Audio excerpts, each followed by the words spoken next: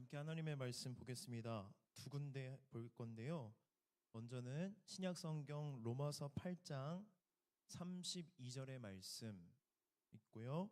그다음에 요한복음 14장 13절에서 14절 두 절의 말씀 함께 이렇게 읽어 보도록 하겠습니다. 로마서 8장 32절입니다. 함께 읽겠습니다. 자기 아들을 아끼지 아니하시고 우리 모든 사람을 위하여 내주시니가 어찌 그 아들과 함께 모든 것을 우리에게 주시지 아니하겠느냐. 그리고 요한복음 14장 13절에서 14절 읽겠습니다. 너희가 내 이름으로 무엇을 구하든지 내가 행하리니 이는 아버지로 하여금 아들로 말미암아 영광을 받으시게 하려 함이라. 내 이름으로 무엇이든지 내게 구하면 내가 행하리라. 아멘. 6월 한 달 동안 우리가 기도에 관한 말씀을 이렇게 함께 나눌 건데요. 저는 기도가 훈련이라고 생각합니다. 그래서 반복된 훈련을 통해 우리의 기도가 더 풍성해지고 깊어질 수 있습니다. 그래서 오늘도 말씀을 시작하면서 우리 기도의 생활을 한번 점검해 보도록 하겠습니다. 방하유 목사님 따님인데요. 엄마 아빠 찾으러 온 것 같은데. 네. 여러분 기도 생활을 어떻게 했는지 한번 점검해 보도록 하겠습니다. 지난주에 말씀을 들으시고 여러분 기도 생활에 변화가 있었나요? 한 주간 끈질기게 기도하셨습니까? 이전까지 우리가 끈질기게 기도하지 않았다면 내 안에 끈질긴 기도의 제목이 생기셨습니까? 그리고 한 주간 기도하면서 여러분 무엇을 경험하셨습니까?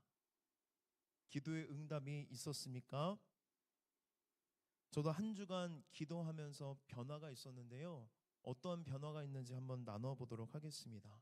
지난주에도 제가 말씀을 전하면서 밝혔듯이 기도에 관한 말씀을 준비하다 보니 제 기도가 많이 무너졌다는 것을 하나님이 깨닫게 하셨습니다.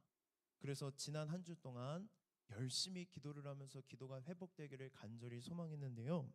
기도를 하게 하시고 또 기도가 회복되면서 무엇을 이렇게 떠올리게 하셨냐면 제가 처음에 아연교회에 오게 되었을 때 초등부 사역을 했을 때를 떠올리게 해주셨어요.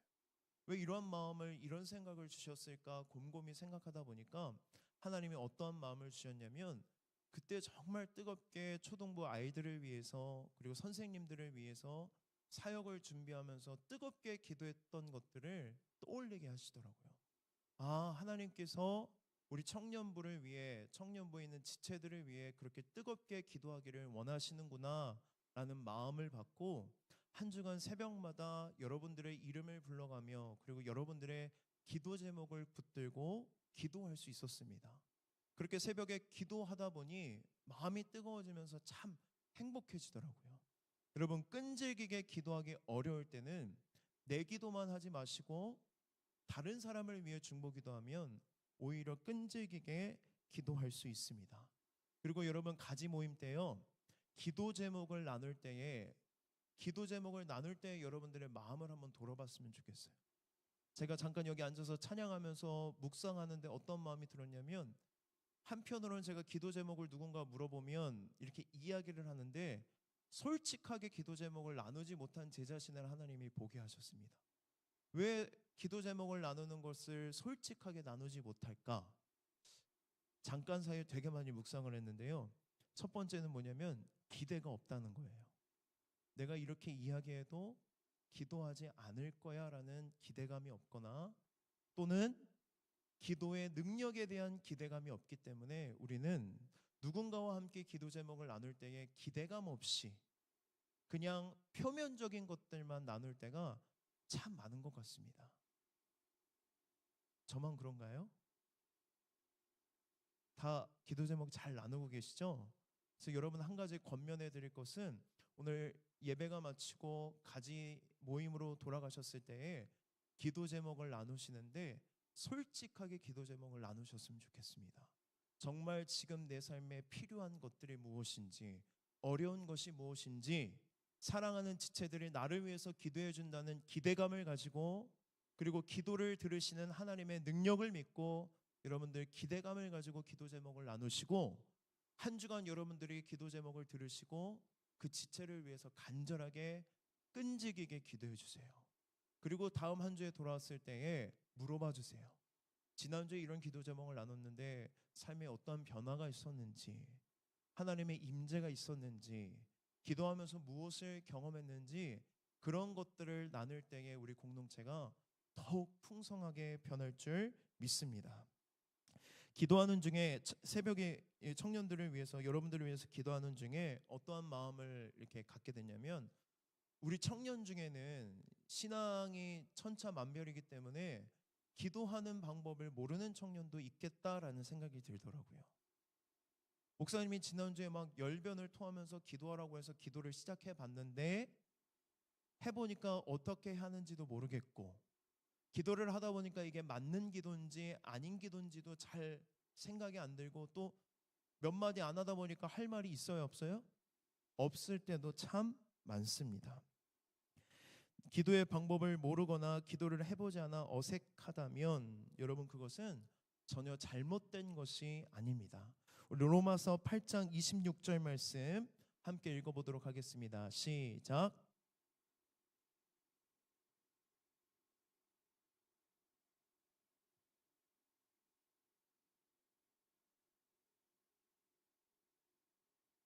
아멘. 여러분, 말씀을 잘 보세요.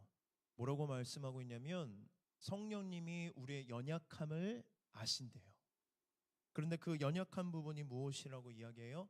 마땅히 기도할 바를 모른다는 게 우리의 연약함이고, 그 연약함을 누가 아신다? 성령님이 아신다. 그래서 성령님께서요, 우리가 기도할 바를 모를 때 우리에게 기도하도록 도와주시고 가르쳐 주시고 깨닫게 하신다는 것입니다. 어떻게 성령님이 우리의 기도를 도우실까? 성령님께서 여러분들에게 기도의 방법에 대해서 가르쳐 주시지 않습니다. 성령님은 우리에게 어떻게 기도를 도와주시냐면, 내가 어떠한 존재인지, 그리고 내가 기도하고 간구하는 대상인 하나님이 어떤 분이신지를 가르쳐 주신다는 것입니다. 여러분, 기도는 어떻게 하느냐보다 누구에게 하느냐가 훨씬 더 중요합니다. 내가 어떤 자격으로, 어떠한 존재로, 어떤 정체성을 가지고 누구에게 기도하느냐, 나를 향한 바른 이해, 그리고 우리의 기도를 들으시는 하나님을 향한 바른 이해가 있어야 우리는 바른 기도로 이어질 수 있습니다. 여러분, 하나님이 어떤 분이세요? 오늘 말씀의 제목이 뭐예요? 아버지라 부르고 예수님의 이름으로 기도하라. 하나님은 우리의 뭐가 되세요? 아버지가 되십니다. 신학자 제임스 패커의 저서인 하나님을 아는 지식이라는 책을 보면 이렇게 이야기하고 있습니다.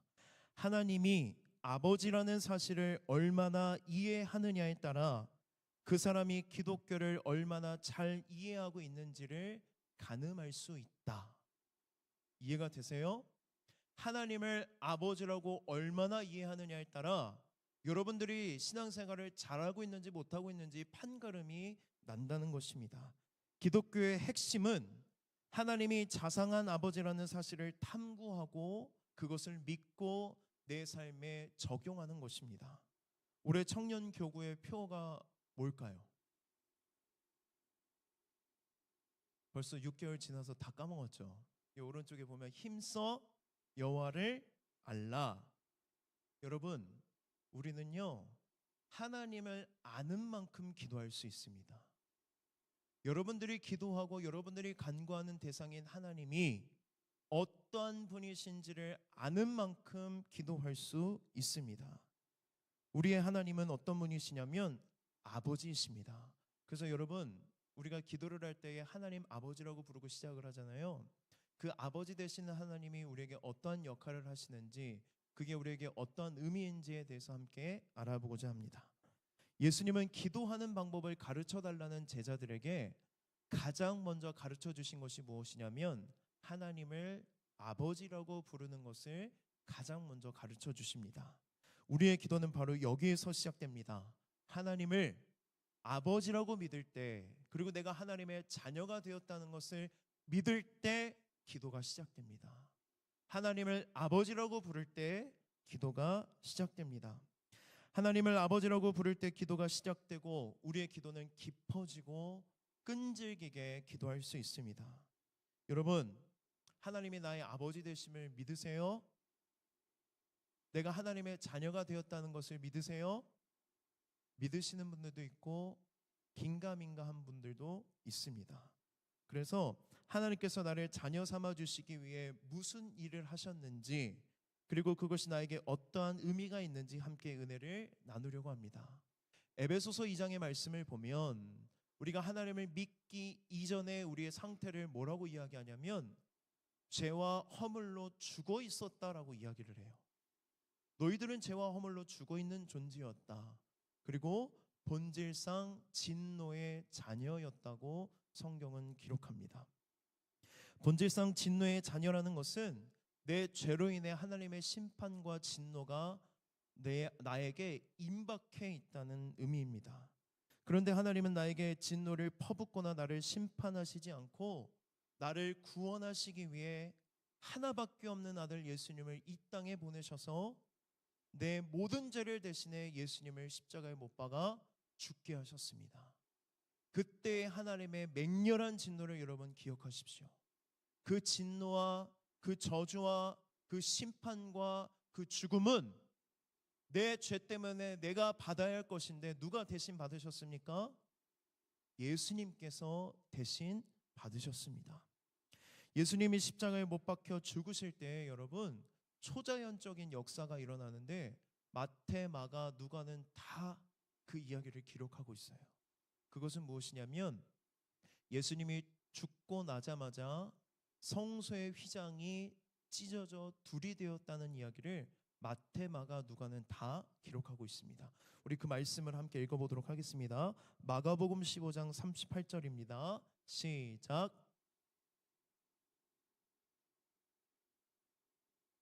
아멘. 성소의 휘장이요 위에서부터 아래로 찢어졌다는 것은 누가 찢으셨다는 뜻이에요?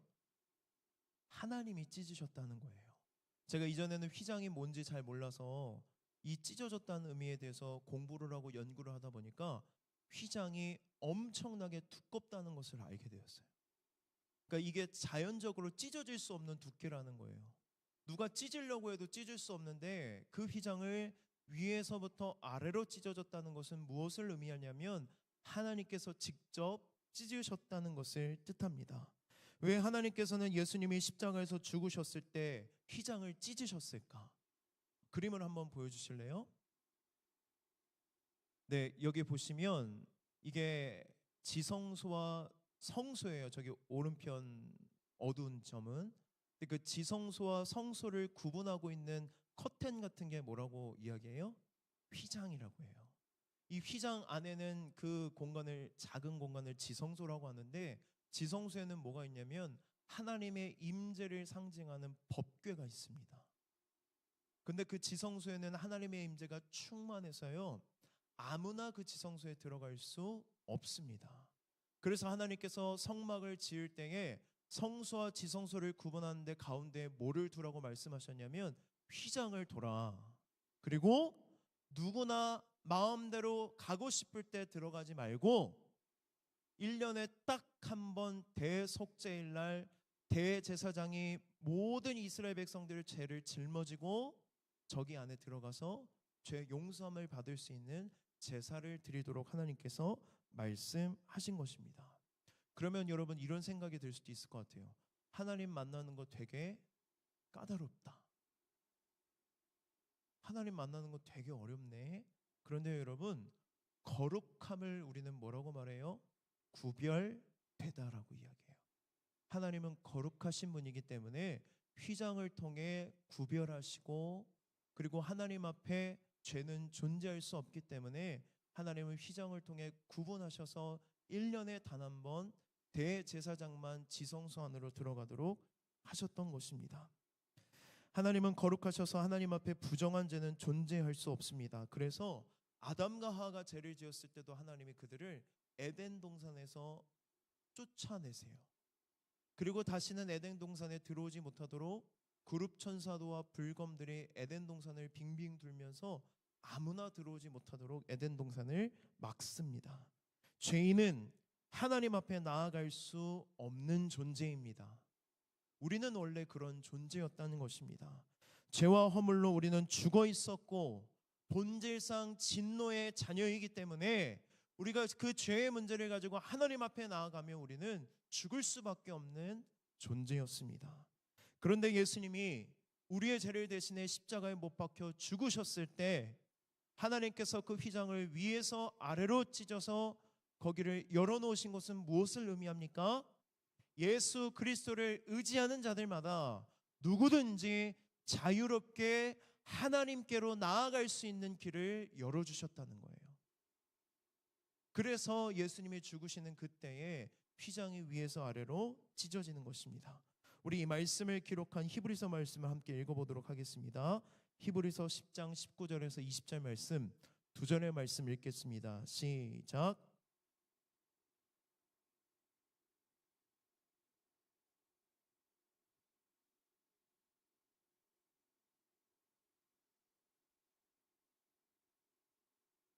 아멘. 휘장이 위에서 아래로 찢어졌다는 것은 예수님이 나의 죄를 대신해 십자가에서 죽으심으로 이제 그것을 믿는 자들마다 자유롭게 하나님께 나아갈 수 있는 길이 열렸다는 것입니다. 여러분 이전에 이 말씀을 많이 읽어봤을 텐데 담력이 뭘까요? 담력. 담력 훈련할 때 담력이라고 하잖아요. 담력. 헬러 원어로 무슨 뜻이냐면 당당함, 확신이라는 뜻이에요. 우리가 이전에는 지성소로 나아가지 못했습니다. 하나님께로 나아갈 수 없는 죄인이었습니다. 그런데 예수님을 믿고 난 뒤에 내 모든 죄의 문제가 해결되었고 그것을 확신함으로 당당하게 언제든지 누구에게로 나아갈 수 있게 되었다는 거예요. 하나님 아버지께로 나아갈 수 있게 되었다는 것입니다. 그러면 여러분 여기서 한 가지 의문이 들어요. 하나님께 나아가는 게 뭐가 그렇게 대단한 것입니까? 그런 생각 들지 않으세요?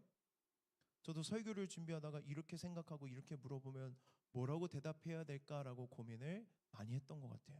목사님 그렇게 열변을 토하시는데 하나님께 나아가는 게 뭐가 그렇게 대단합니까? 여러분 우리는 지금 편안하게 앉아서 에어컨 바람이 나오는 예배당 안에서 예배를 드리고 있습니다. 굳이 교회에 나가지 않아도 우리는 언제든지 하나님께 기도하고 하나님께로 나아갈 수 있습니다. 그래서 우리는 이것이 그렇게 큰 은혜라는 것이 잘 와닿지 않는 거예요. 제가 이 말씀을 준비하면서 마음이 안타까웠던 설교의 제목을 봤어요. 새롭고 산 길이 열려도 하나님께로 나아가지 않는 우리라는 설교의 제목이 있더라고요. 예수님이 우리를 대신해 십자가에 못 박혀 죽으시고 우리에게 새롭고 산 길을 열어주셔서 하나님께로 나아갈 길이 활짝 열렸는데 우리는 그것을 별로 중요하게 생각하지 않고 소중하게 생각하지 않고 나아가지 않는다는 것입니다. 여러분 말씀을 잘 보세요. 예수님께서 우리를 위해 휘장 가운데로 열어놓으신 길이 그냥 길이 아니라 새로운 살 길이라고 기록되어 있습니다. 그것은 무엇을 의미하냐면 우리가 살 수 있는 유일한 길이라는 뜻입니다. 우리는 이 길로 나아가지 않으면 죽을 수밖에 없는 존재입니다. 오직 예수 그리스도를 통해 하나님께로 나아갈 때에 죄와 허물로 죽어있던 우리들이 생명을 얻고 본질상 진노의 자녀였던 우리들이 하나님의 자녀가 되어 아버지 품으로 언제든지 나아갈 수 있는 놀라운 은혜를 하나님께서 우리에게 허락하셨다는 것입니다. 우리가 이 은혜를 잊어버리면 예배에 나와 예배를 드려도 감격이 없고 기쁨이 없고 누림이 없는 것입니다. 그냥 내 발로 왔다고 생각하는 것입니다. 여러분, 여러분들의 발걸음을 이 예배당으로 향하게 한 것은 여러분들의 의지와 여러분들의 마음이 아니라 여러분들을 이 자리에 부르신 하나님이십니다. 그리고 우리가 이렇게 하나님 앞에 예배를 드릴 수 있는 이유는 예수 그리스도가 내 모든 죄를 대신해 십자가에 못 박혀 죽으시고 다시 살아나셔서 이것을 믿는 모든 우리에게 새로운 살 길을 열어주셨기 때문입니다. 우리는 그래서 하나님 앞에 나아갈 때에 자녀된 권세로 하나님께 나아가는 거예요. 기도는 아버지께 나아가는 것입니다. 기도는 자녀된 우리에게 주신 하나님의 특권입니다. 하나님이 아버지라는 사실을 이해하지 못하면 우리의 삶이 어떻게 될까요? 우리는 영적인 고아로 살아갈 수밖에 없습니다. 기도하면서 늘 하나님이 듣지 않으실까 염려하고, 하나님은 도대체 내 기도를 언제 응답해 주실까 불신하고 원망합니다.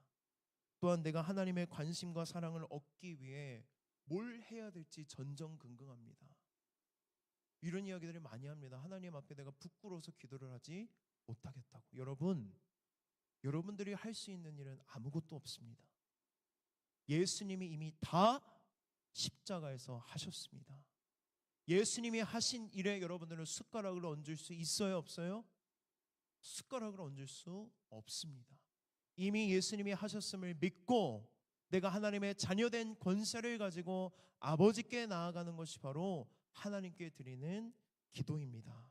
그래서 예수님께서는 산상수훈에서 하나님과 우리의 관계를 어떻게 말씀하시는지, 반복해서 말씀하시는지 제가 쭉 읽어드릴 테니까 한번 들어보십시오. 은밀한 중에 보시는 내 아버지께서 갚으시리라. 구하기 전에 너희에게 있어야 할 것을 하나님 너희 아버지께서 아시느니라. 하늘에 계신 우리 아버지여, 그러므로 염려하여 이르기를 무엇을 먹을까 무엇을 마실까 무엇을 입을까 하지 말라. 이는 다 이방인들이 구하는 것이라. 너희 하늘 아버지께서 이 모든 것이 너희에게 있어야 할 줄을 아시느니라. 너희가 악한 자로도 좋은 것으로 자식에게 줄 줄 알거든 하물며 하늘에 계신 너희 아버지께서 구하는 자에게 좋은 것으로 주시지 않겠느냐. 여러분, 마태복음 5장부터 7장까지 있는 산상수훈에서 아버지라는 말씀이 이렇게 많이 기록되어 있습니다. 예수님께서 강조하고 반복해서 하시는 말씀이 뭐예요?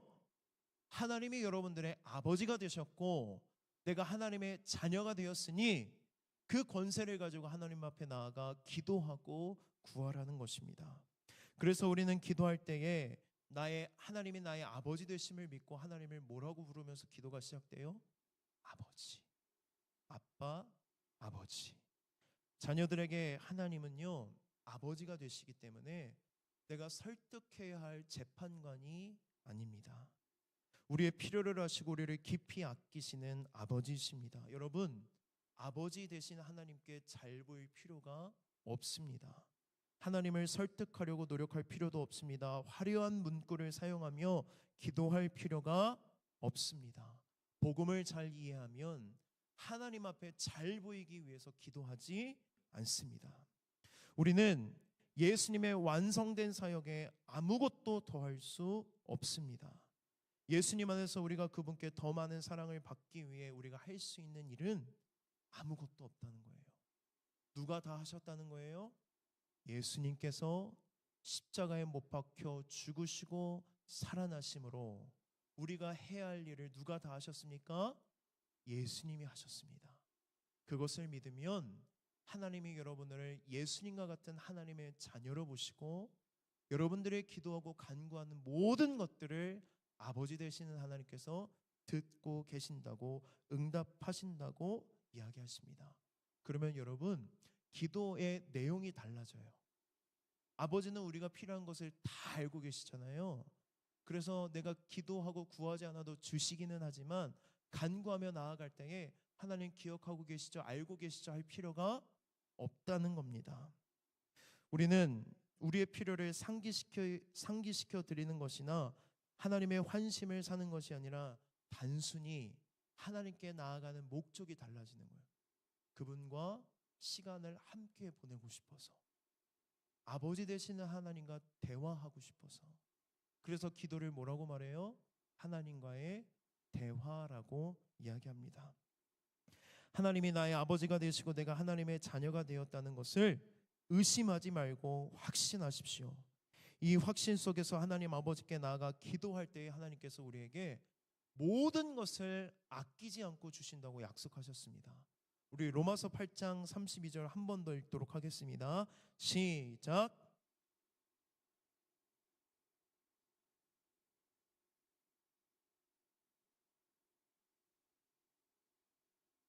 아멘. 여러분, 역사상 가장 응답되지 않는 큰 기도가 뭘까요?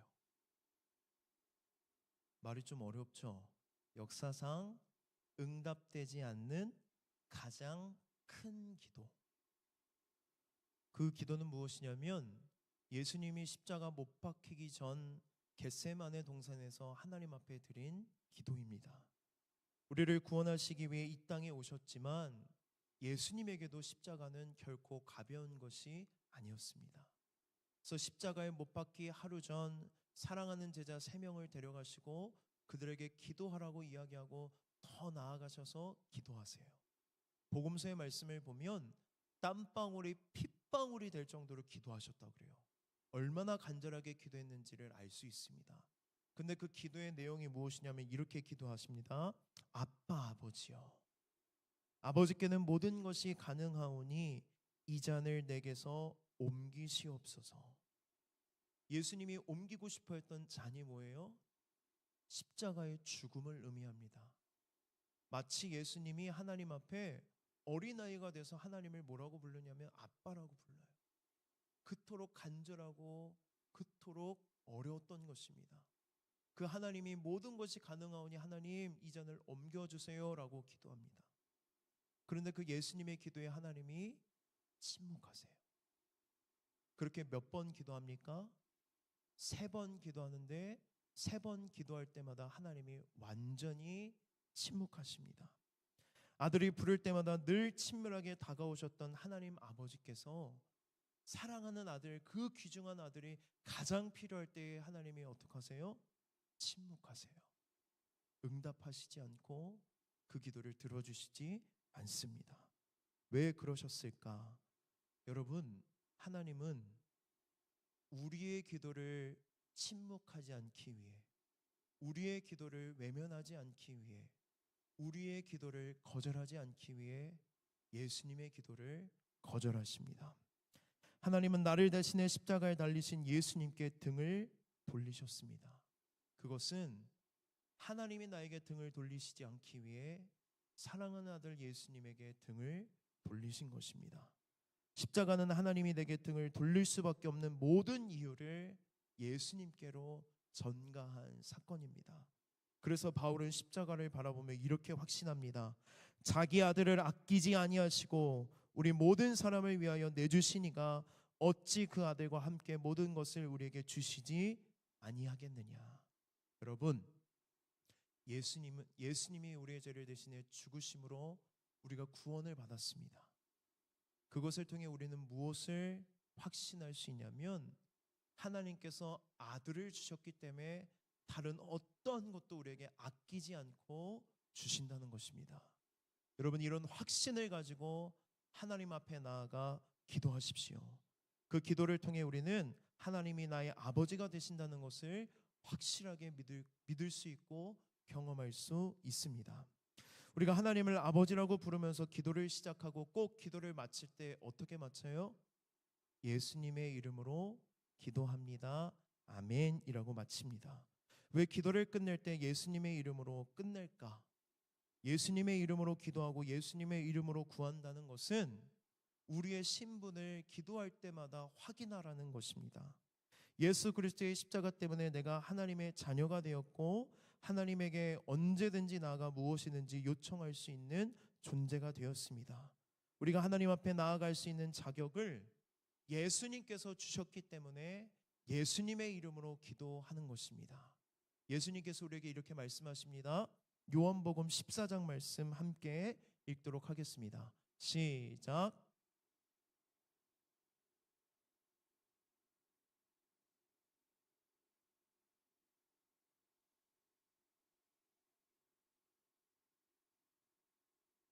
아멘. 우리가 읽은 요한복음 14장은요 13장부터 17장까지가 뭐냐면 예수님이 십자가에 못 박혀 죽으시고 제자들을 떠나기 전에 유언과도 같이 남기신 말씀이에요. 그 제자들에게 쭉 말씀하시는데 신학적으로 이거를 뭐라고 말하냐면 고별 설교 또는 고별 강화라고 부릅니다. 예수님은 제자들에게 떠나시면서 그들을 위로하면서 말씀하십니다. 내 이름으로 무엇이든지 내게 구하면 내가 행하리라. 여러분, 이 말씀의 포인트는 뭐냐면 예수님이 나에게 말하라고 했지 나에게 잘하라고 하지 않으십니다. 예수님이 다 하셨기 때문에 내가 더 이상 뭘 해야 할 것이 없습니다. 그게 뭐냐면 바로 복음이에요. 여러분, 복음은 예수님이 하신 일을 믿는 것입니다. 내가 예수님을 믿기 때문에 뭘 해야 될 것을 믿는 것이 아니라 예수님이 나를 위해서 하신 일을 믿는 게 복음이에요. 너희들은 할 일이 없다는 것입니다. 그래서 예수님이 뭐라고 말씀하세요? 나에게 잘해라가 아니라 나에게 말하라고 말씀하십니다. 그래서 십자가는 하나님께서 항상 우리의 기도를 듣고 계신다는 증거가 되는 것입니다. 그래서 예수님께서 뭐라고 말씀하세요? 내 이름으로 구하면 내가 다 행할게 약속하세요. 여러분, 정말 놀라운 약속이죠. 예수님의 이름으로 구하면 예수님이 뭐 하신대요? 행하리라. 그럼 우리가 이 믿음을 가지고 하나님 앞에 기도해야 되지 않겠습니까? 그러나 여러분, 이것을 이런 식으로 오해해서는 안 됩니다. 내가 갖고 싶은 것, 내가 필요한 것 목록들을 쭉 얘기해요.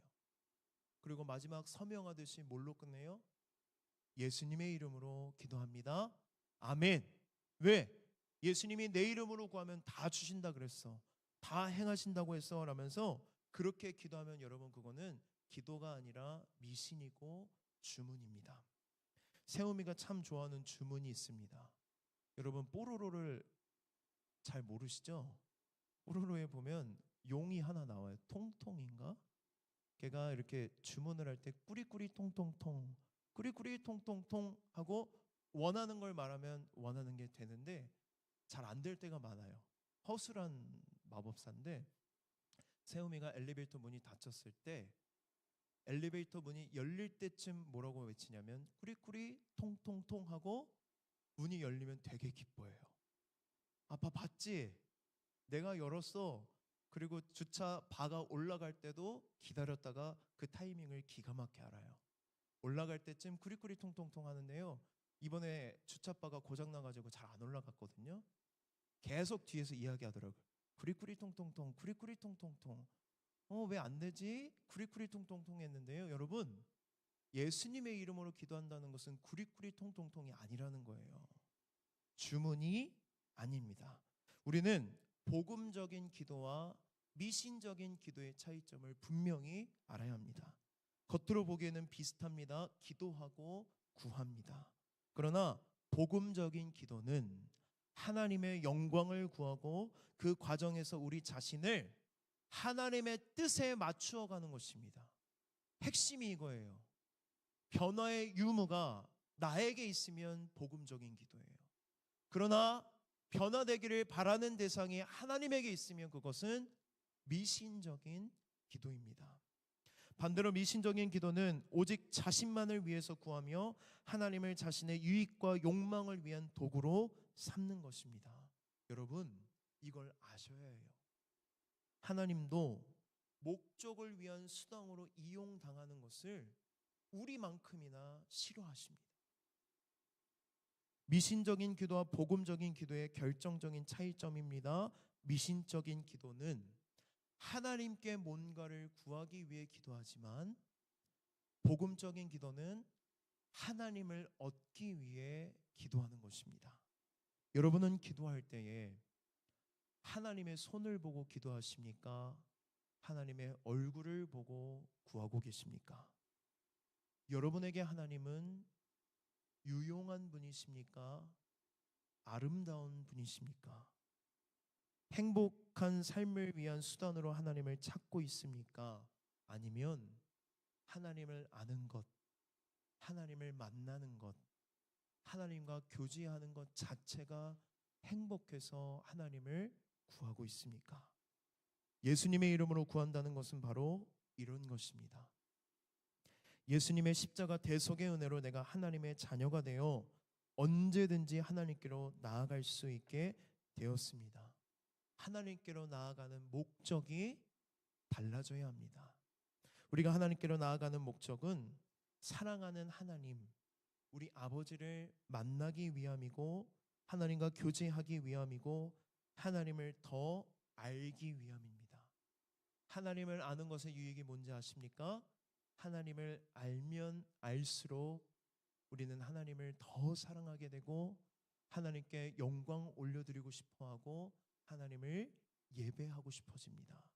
그것을 어디에서 알 수 있냐면 요한복음에 보면 수가성 여인이 이분이 예수님인지 알지 못할 때는 이상한 질문만 해요. 표면적인 이야기만 하다가 예수님이란 것을 알게 되었을 때 뭘 질문해요? 예배에 대한 질문을 해요. 예배를 여기서 드리는데 맞습니까? 저기에 가야 합니까? 그것은 뭘 의미하냐면 우리가 하나님을 알면 알수록 우리는 하나님을 예배하고 싶은 욕구가 우리 안에 샘솟게 된다는 것입니다. 여러분은 기도할 때마다 하나님을 얼마나 알아가고 계십니까? 여러분은 하나님을 찾고 구할 때 여러분의 마음 가운데에 하나님께 영광 드리고 싶고 하나님을 더 만나고 싶고 하나님과 더 친밀해지기를 간절히 원하며 하나님을 찬양하고 싶고 예배하고 싶은 욕망이 일어나고 있습니까? 그게 아니라면 우리의 기도가 변화되어야 된다는 거예요. 누구의 이름으로 기도해야 됩니까? 예수님의 이름으로 기도할 때에 우리는 하나님의 자녀가 되어 아버지께 나아가 하나님을 구하는 기도를 할 수 있습니다. 여러분, 하나님이 여러분의 아버지 되심을 믿으십니까? 확신하십시오. 예수님께서 내가 살아야 할 삶을 대신 사시고 나의 죄를 대신해 죽으셨고 부활하셨음을 믿으십시오. 그러면 하나님께서 여러분을 예수님과 같은 하나님의 자녀로 바라보십니다. 내가 하나님의 자녀라는 진리는 변함이 없습니다. 그 증거는 바로 십자가입니다. 하나님은 우리를 자녀 삼아 주셨고 자녀인 우리의 기도에 응답하시기 위해 예수님의 기도에 응답하시지 않으셨습니다. 그래서 우리는 자녀로서 아버지 되시는 하나님께 나아가 기도합니다. 기도의 목적이 달라져야 합니다. 하나님을 사랑하고 싶어서, 하나님을 더 알고 싶어서, 하나님과 더 가까워지고 싶어서, 그런 하나님을 만날 때마다 알아갈 때마다 하나님을 향한 놀라운 마음들이, 새로운 소원들이, 기쁨이 일어나서 하나님을 예배하고 싶은 마음이 여러분들 가운데에 회복되어지기를 예수님의 이름으로 축복합니다. 우리 이런 고백을 담아 함께 찬양하고 기도하도록 하겠습니다.